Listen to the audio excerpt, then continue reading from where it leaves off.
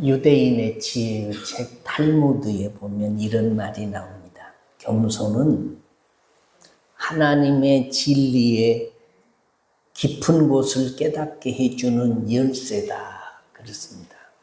겸손이 뭐냐? 국어사전에 보면 겸손은 남을 존중하고 자기를 낮추는 태도를 말한다 라고 기록이 되어 있습니다. 성경이 하나님의 말씀인 것을 믿으시면 아멘. 하나님의 말씀은 천지가 없어지기 전에는 1.1핵이라도 땅에 떨어지지 않습니다. 다 이룹니다. 성경에 있는 말씀은 하나님과 사람의 약속입니다. 그래서 언약이라고도 하고 계명이라고도 합니다. 성경에서 하나님이 복의 근원이신데 하나님의 말씀을 붙들고 그 말씀대로 살면 반드시 하나님이 주시는 복을 받게 되어 있습니다. 복을 이렇게 하면 받는다라는 말씀을 붙들 필요가 있습니다. 예배에 성공하면 하나님이 복을 주십니다.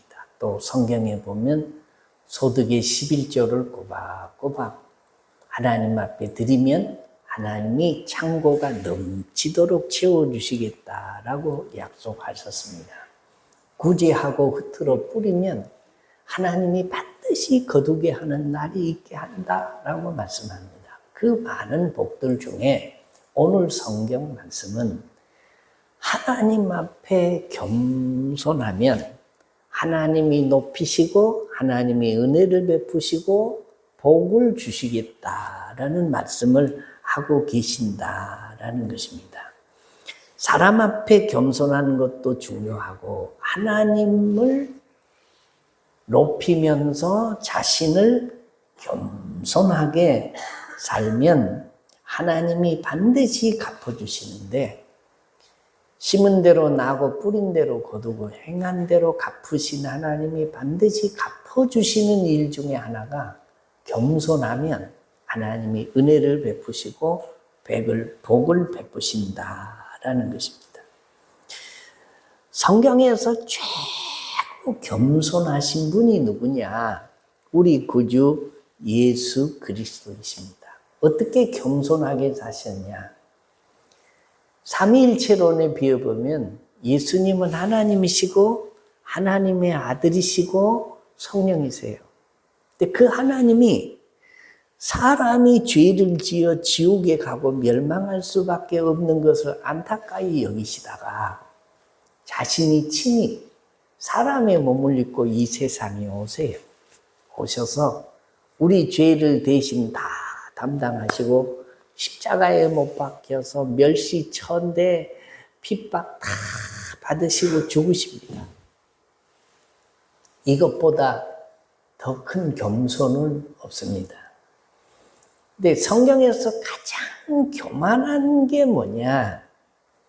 마귀와 사탄이 가장 교만합니다. 마귀와 사탄이 천사가 하나님보다 더 높아지려고 불순종해서 이게 교만해서 하나님을 거역해서 저주받아 공중에 내어 쫓긴 영이 마귀고 사탄입니다. 그리고 귀신입니다. 가장 겸손하신 분은 예수님이시고 가장 교만한 이 영은 마귀요 사탄이요 천사라는 것입니다. 그래서 하나님이 겸손한 자에게 은혜를 베푸시고 마귀는 대적하고 교만한 자를 하나님이 물리치신다라고 말씀하는 것입니다. 오늘 본문 말씀입니다. 빌립보서 2장 5절로 9절에 너희 안에 이 마음을 품으라. 곧 그리스도 예수의 마음입니다. 그는 근본 하나님의 본체시나 하나님과 동등됨을 취할 것으로 여기지 아니하시고 오히려 자기를 비워 종의 형체를 가지사 사람들과 같이 되셨고 사람의 모양으로 나타나서 자기를 낮추시고 죽기까지 복종하셨으니 십자가에 죽으심이라. 사도행전에 보면 베드로와 요한이 성전 미문에서 나면서부터 안진뱅이 된 사람을 고쳐줬습니다. 이 소식을 들은 수많은 사람이 모였습니다. 솔로몬 행각에. 그때 사도 베드로가 외쳤던 말이 이 성경적인 겸손과 일치합니다. 사도 베드로는 그들의 관심을 자신들이 아닌 오직 하나님께 집중시킵니다.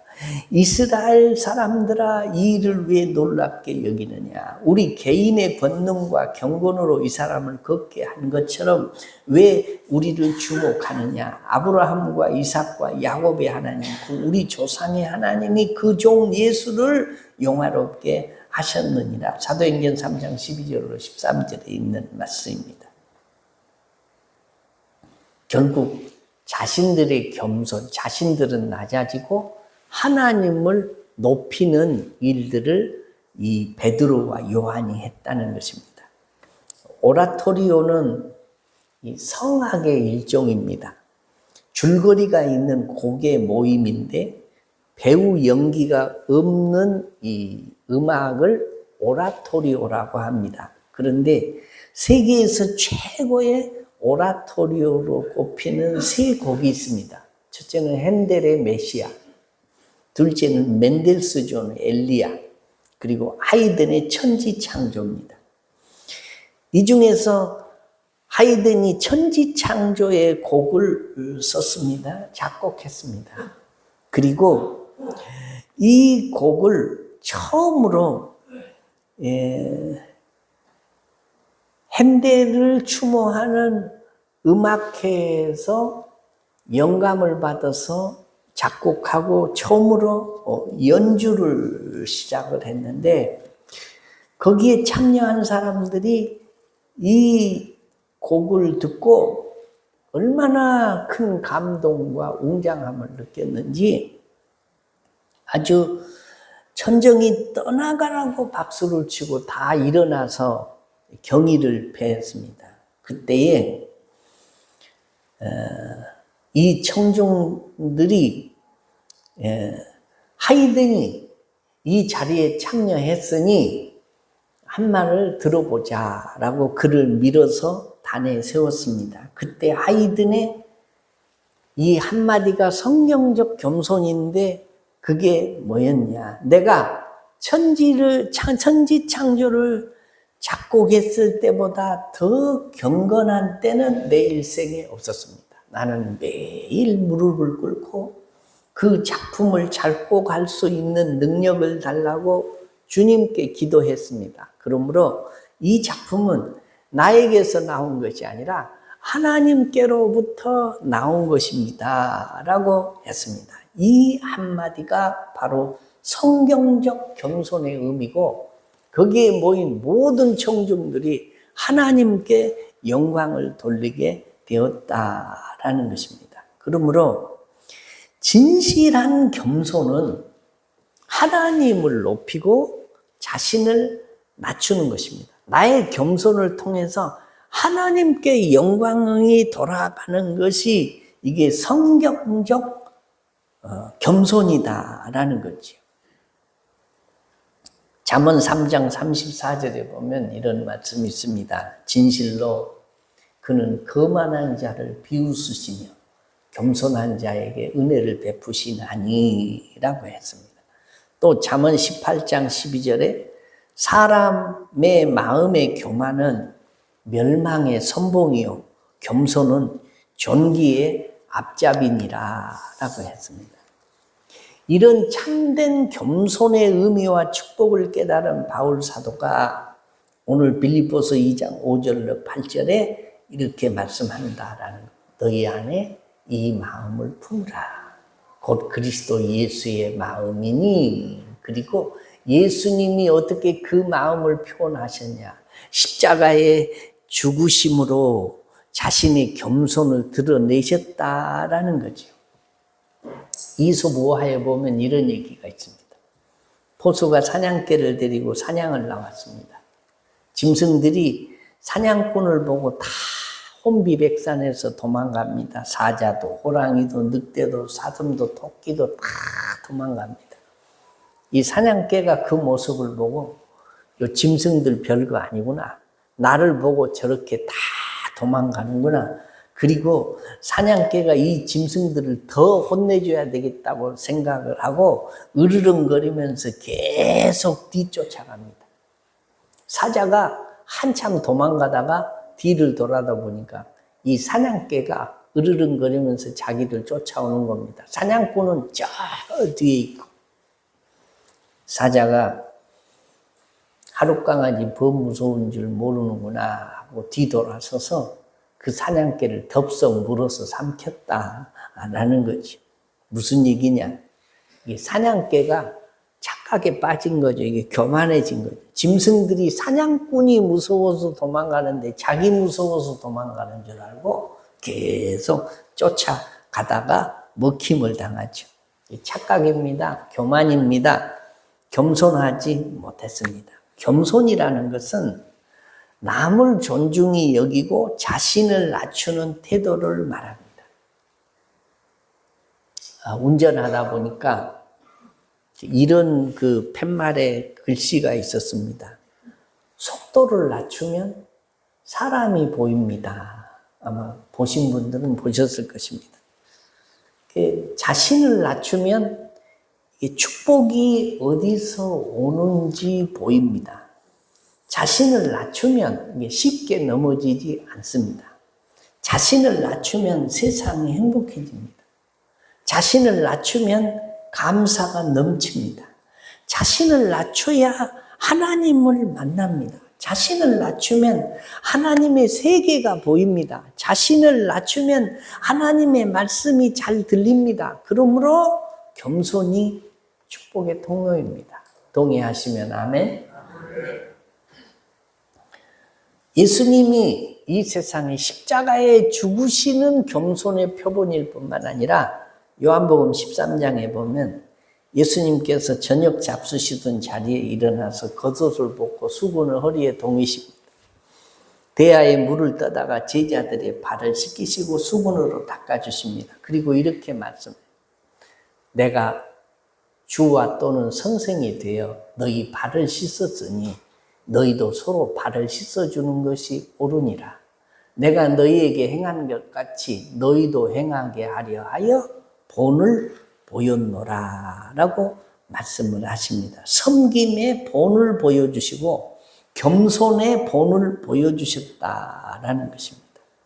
예수님은 낮아질 필요가 전혀 없으신 분이에요. 겸손할 필요조차 없으신 분이에요. 그럼에도 불구하고 십자가에 죽기까지 자신을 낮추시고 제자들의 발을 씻어주신 분이다라는 거죠. 여러분, 성경에서 하나님께 쓰임받은 사람들 중에 교만한 사람이 누가 있었는가 한번 찾아보십시오.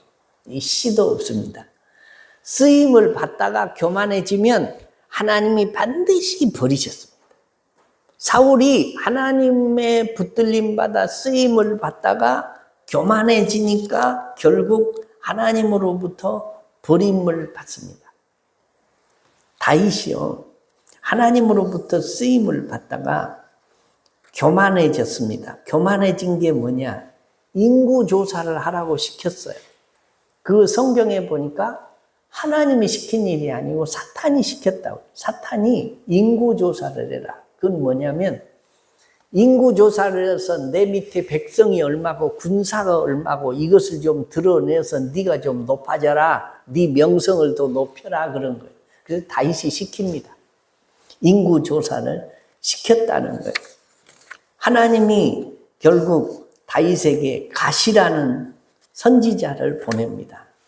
그리고 세 가지 중에 하나를 선택을 하라고 합니다. 하나는 3년 동안 기근을 겪든지, 또 하나는 석 달 동안 대적에게 쫓기든지, 그리고 또 하나는 사흘 동안 전염병을 겪든지, 이 셋 중에 하나를 선택해라 라고 말씀합니다. 다윗 왕이 어차피 받아놓은 밥상인데 그래도 사흘 동안 전염병 선택하는 것이 가장 괜찮겠다 싶어서 선택을 합니다. 그래서 다윗 왕이 자랑하고 과시하고 싶었던 백성들 7만 명이 사흘 동안 전염병 때문에 싹 죽어요. 하나님이 다윗 왕을 대적하십니다. 다윗 왕을 대적하니까 그가 자랑하고 싶었던 백성 7만 명이 하루아침에 죽습니다. 함부로 자랑하지 말아야 됩니다. 자신을 드러내기 위해서 자랑하면 그 대가가 큽니다. 나는 감기에 한 번도 안 걸려. 나는 병원에 한 번도 안 갔어. 건강해. 자랑하면 감기 걸리게 돼 있고요. 병원에 가게 돼 있습니다. 나는 운전을 잘해. 이게 20년 운전했어도 한 번도 들어받은 일이 없고 무사고야. 딱지 한 장 안 끊겼어. 자랑하고 나면 딱지 끊기고 사고 납니다. 자식 자랑하면 자식으로 인해서 염려할 일이 생깁니다. 그래서 저는 자랑하는 일을 조심합니다. 여러분, 제가 자랑하고 싶은 것이 있을까요? 없을까요? 저는 자랑하고 싶은 게 오직 예수 한 분밖에 없습니다. 그런데 있어도 자랑할 게 없습니다. 모든 것이 하나님의 은혜이기 때문입니다. 우리가 다른 사람 앞에서 막 자랑을 떠버리면요, 큰 자랑을 하면 그 자랑을 들은 사람이 집에 가서 큰 좌절을 느끼고, 작은 자랑을 하면 들은 사람이 집에 가서 작은 좌절을 해요. 너무 자랑하는 거, 그거 교만해서 그럴 확률이 많아요. 그러니까 우리는 자랑도 조심해서 해야 된다라는 겁니다. 그냥 하나님의 은혜지요. 내가 잘나서 그렇게 된 것이 아니고, 내가 똑똑해서 그렇게 된 것이 아니고, 내가 수단이 좋아서 그렇게 된 것이 아니고, 되돌아보면 다 하나님의 은혜 아닌 것이 없습니다. 하나님의 은혜로 얻었고 하나님의 은혜로 누리게 되었으니 예수 자랑만 해야 되죠. 그것이 하나님을 기쁘시게 하는 일이다라는 겁니다.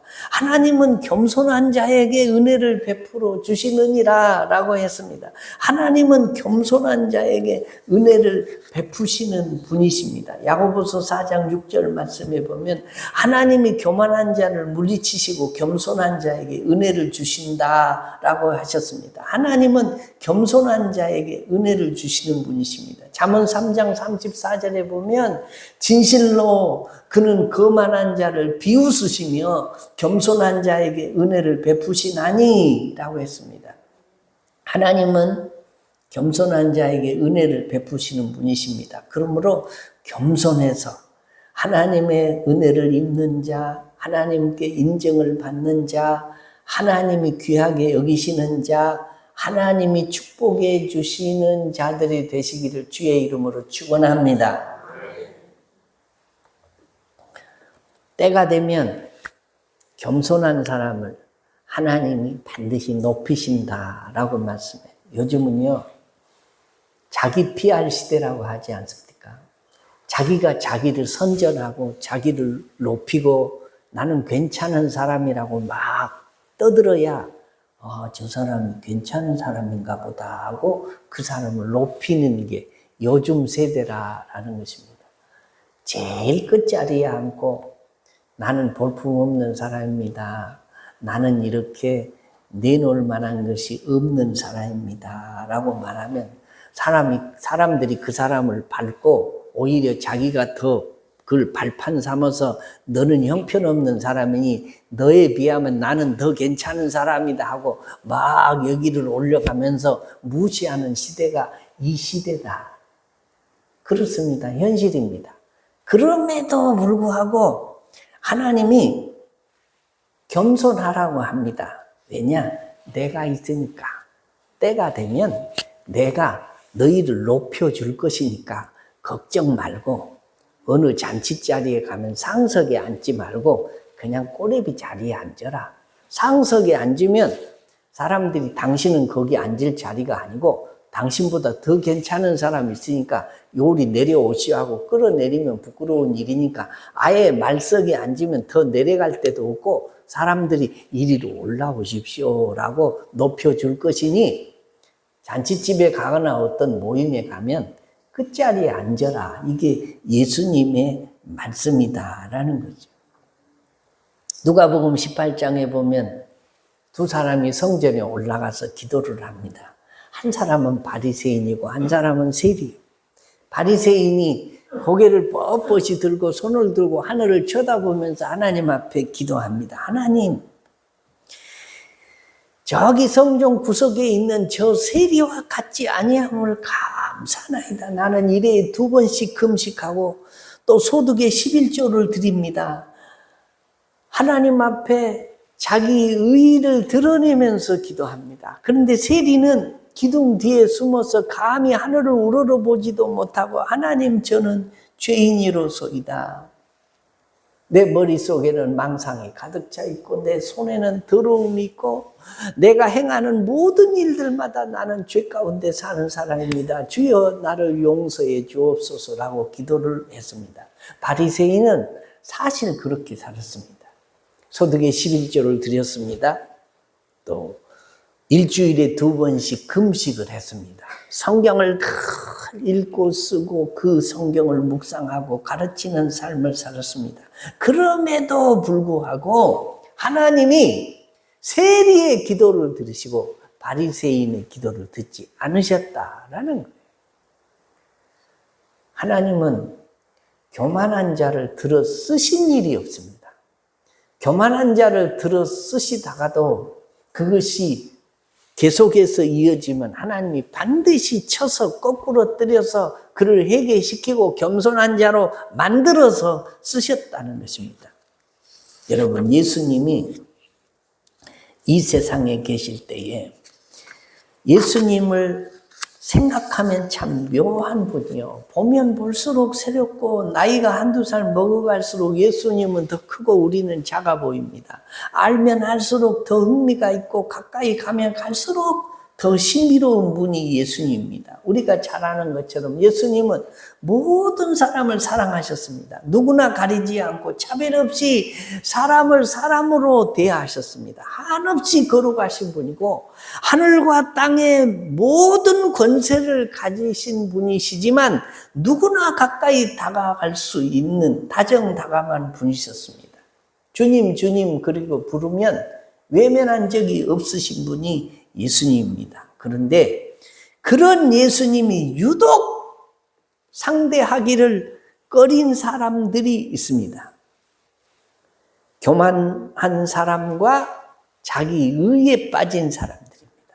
예수님은 유독 이 사람들을 멀리 하셨습니다. 이 사람들하고는 편안히 앉아서 대화를 주고받거나 같이 식사를 하신 일이 없어요, 예수님. 한자리에 앉아서 식사를 하거나 그들을 가르치려고도 하시지 않습니다. 교만하고 자기 의에 빠져 있는 사람이 예수님을 바라보고 경외하는 경우도 찾아볼 수 없습니다. 예수님과 교만한 사람들의 관계는 물과 기름의 관계였습니다. 물과 기름은 절대 섞이는 법이 없지 않습니다. 물 위에 기름 한 방울이 떨어지면 떨어지기가 바쁘게 쫙 갈라집니다. 함께 있어도 함께 있는 게 아닙니다. 함께 있어도 철저하게 분리됩니다. 기름을 뚫고 물이 들어갈 수도 없고 물도 기름 한 방울을 받아들이지 않습니다. 예수님과 교만한 사람이 꼭 그랬습니다. 천사가 교만을 떨다가 저주받아서 공중에 내어 쫓겨서 사탄 마귀가 되었습니다. 교만은 마귀를 흉내내는 것입니다. 아니 마귀의 조종을 받고 그러는 것입니다. 하나님이 천사를 지으셨는데 루시퍼를 천사 중에 천사로 가장 아름답고 권세 있게 지었습니다. 근데 그 루시퍼가 하나님보다도 더 높아지려고 교만을 떨다가 하나님을 거역해요. 반란을 일으켜요. 그래서 하나님의 저주를 받습니다. 그리고 공중에 자기를 따르는 천사 3분의 1을 이끌고 공중에 와서 거하기 시작한 게 이게 사탄이요, 마귀요, 귀신이요. 하나님의 철천지 원수가 누구냐? 마귀죠. 마귀가 사라지면 이 세상에 죄가 사라지는 겁니다. 근데 마귀가 꼭 사람을 미혹할 때 교만하게 만들어서 미혹하는 거예요. 아담과 하와에게 미혹을 할 때 어떻게 합니까? 하나님이 동산 중앙에 선악과를 만들어 놓으시고 보지도 말고 먹지도 말아라. 먹는 날에는 정령 죽으리라. 다 마음껏 먹고 누려라. 그러나 그것은 손을 대거나 먹거나 바라보거나 탐내지 말아라. 그것은 이 모든 것이 하나님이 주신 것이니까 마음껏 누리고 살되 나를 잊지 말고 살아라 라는 표시가 선악과예요. 그런데 사탄이 찾아와서 어떻게 합니까? 먹어봐. 먹으면 너희 눈이 밝아져서 어떻게 된다? 하나님같이 돼. 네가 하나님 돼. 하나님 밑에서 그렇게 고분고분하고 살 필요가 없어. 너도 하나님 노릇 한번 할 수 있어. 먹어봐. 이게 사탄의 유혹이에요. 교만해져봐. 높아져봐. 왜 그렇게 종살이하고 살아? 이게 사탄의 음성입니다. 사랑하는 성도 여러분, 하나님의 철천지 원수가 마귀예요. 마귀. 하나님은 마귀를 대적하라고 하고 마귀를 물리치라고 하십니다. 그리고 예수님이 재림하시기 전에 마귀를 전부 귀신들을 잡아다가 무저갱에 먼저 가둔다라고 말씀해요. 그러면 세상의 죄가 사라지고 이 세상은 천년 왕국이 이루어진다라고 말씀하는 것입니다. 그래서 하나님은 마귀를 흉내내는 사람을 싫어해요. 그래서 하나님이 대적하세요. 그런 사람. 그리고 그런 사람의 은혜를 거두어 가세요. 여러분, 하나님을 대적해서 복 있게 살 사람이 있어요, 없어요? 우리는 하나님을 대적하는 것은요, 가시채를 내 발로 차는 것과 같고 계란으로 바위를 치는 것과 같아요. 그러니까 승산이 전혀 없는 일. 승산이 없으면 복종하고 순종해야 복 있게 사는 거 아닙니까? 그런데 마귀는 자꾸 하나님을 거역하라고 합니다. 하나님보다 네가 높아지라고 합니다. 결국 교만해지라라는 것입니다. 겸손은 예수님을 따르는 것입니다. 성령의 인도를 받는 것입니다. 사랑하는 성도 여러분, 낮은 땅에 물이 고이는 것입니다. 하나님은 교만한 자를 물리치십니다. 그리고 겸손한 자에게 은혜를 베푸십니다. 책 중에요, 인사만 잘해도 먹고 샀다라는 책이 있어요. 인사만 잘해도 먹고 샀다. 여러분, 인사가 뭡니까? 당신은 나보다 더 나은 사람이고 내가 당신에게 고개를 조아리면서 당신을 높입니다. 이게 인사예요. 알고 보면. 교회에서도 인사를 잘하면 이쁨 받습니다. 인사를 잘한다는 것은 사실 겸손하다는 얘기예요. 제가 그전에도 얘기를 했지만 교회에서 어떤 사람은 인사를 안 한다고 저거 인사를 안 해가고 저거 꼴도 보기 싫다고 그런 사람들 종종 있는데, 여러분, 교회에서 인사를 누가 먼저 해야 됩니까? 먼저 본 사람이 먼저 해야 돼요. 다행히 이 세상 원리는 나이가 어린 사람이 어른에게 인사하는 게 맞죠? 그게 기본적으로는 맞습니다. 그러나 교회에서는 어른은 어른 대우를 해야 돼. 혹시 못 볼 수 있으니까 먼저 본 사람이 인사하는 거예요. 먼저 본 사람. 먼저 봤으면 안녕하세요, 잘 지내. 그리고 나이 어린 사람에는 어린 사람답게, 어른은 어른답게 대우하면서 인사하는 거죠. 인사 잘하는 것이 뭐예요? 겸손하니까 인사를 잘하는 거예요. 인사를 잘하면 인사만 잘해도 먹고 산다니까요. 인사만 잘해도 사랑받고 살아요. 그러니까 우리가 어린 아이들을 가르칠 때에 제일 먼저 뭘 가르칩니까? 인사하는 법을 가르쳐요. 인사들이요, 안녕하세요, 인사하라고.